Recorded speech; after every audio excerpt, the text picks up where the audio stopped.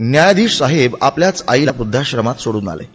आश्रमात आईची काळजी घेता यावी यासाठी तेथील चौकीदारासोबत त्यांनी मैत्री केली आणि त्याला थोडेफार पैसेही दिले. चौकीदारानं विचारल्यावर न्यायाधीश साहेबांनी त्यांच्या मनातली गोष्ट सांगितली.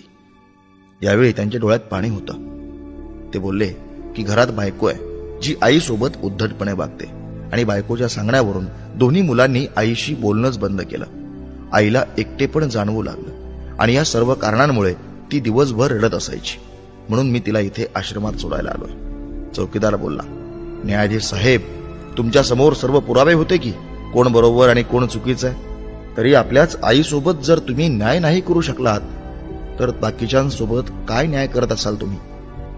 ही गोष्ट न्यायाधीश साहेबाच्या मनाला लागली. चौकीदाराच्या एवढ्याशा बोलण्याचा एवढा असर झाला की त्यांना 2 रात्र झोप लागली नाही. 2 दिवस जेवण नाही केलं आणि कोर्टात पण नाही गेले.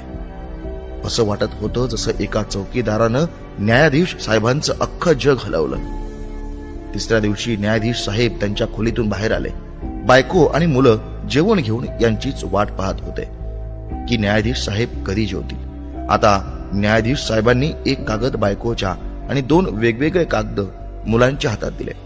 कागदावरची पहिली ओळ वाचली तर बायकोच्या हातातलं ताट खाली पडलं. त्यावर लिहिलं होतं की मी तुला घटस्फोट देत आहे आणि मुलांना बोलले की आजपासून माझी सर्व प्रॉपर्टी तुमच्या दोघांची, मला काही नाही पाहिजे. मुलांनी त्यांना जबरदस्तीनं खुर्चीवर बसवलं. हात जोडून पाया पडून या सर्वांचं कारण विचारलं. तेव्हा डोळ्यात अश्रूंच्या धारांसोबत न्यायाधीश साहेब बोलले, मी माझ्या 65 वर्षाच्या आईला वृद्धाश्रमात सोडून आलोय.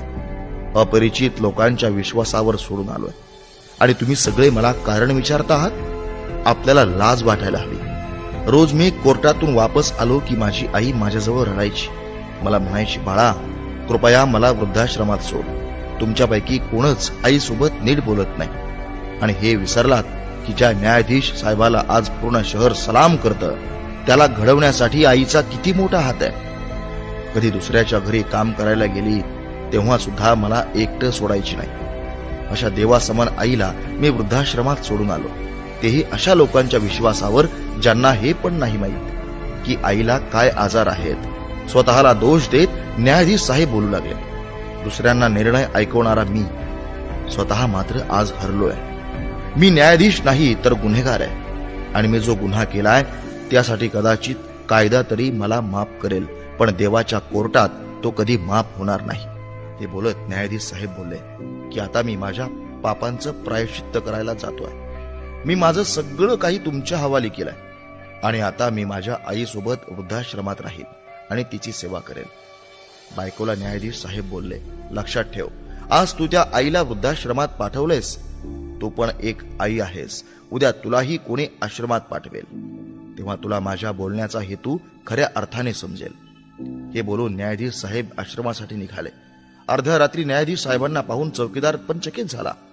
आश्रमाच्या आत येऊन पाहिलं तर आई झोपली होती. जवळ जाऊन पाहिलं तर संपूर्ण परिवाराच्या फोटोला जवळ घेऊन रडत रडत आई झोपी गेली होती. आश्रमाचं प्रशासन पण जागं झालं, कारण मागून न्यायाधीश साहेबांची बायको आणि मुलंही आली होती. त्यांनी काय पाप केलं आहे याची त्यांना जाणीव झाली होती. तेव्हा आश्रमातील एक कर्मचारी बोलली की आम्ही यांना तुमच्या हवाले नाही देऊ शकत. काय माहित उद्या तुम्ही यांना माराल तर. हे ऐकून न्यायाधीश साहेबांच्या बायकोच्या मनात खूप वेदना झाली.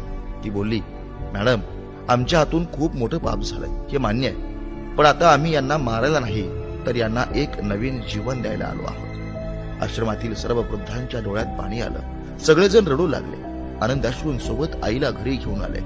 पण त्या आश्रमात अनेक डोळे असे होते जे कोणाची ना कोणाची वाट पाहत होते.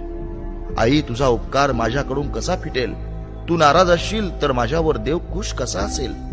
मित्रांनो, ही गोष्ट तुम्हाला कशी वाटली ते नक्की कमेंट करून सांगा. व्हिडिओ आवडला असेल तर नक्कीच लाईक करा आणि इतरांपर्यंत पोहोचवा, अर्थात शेअर करा. धन्यवाद. डाउनलोड मौज.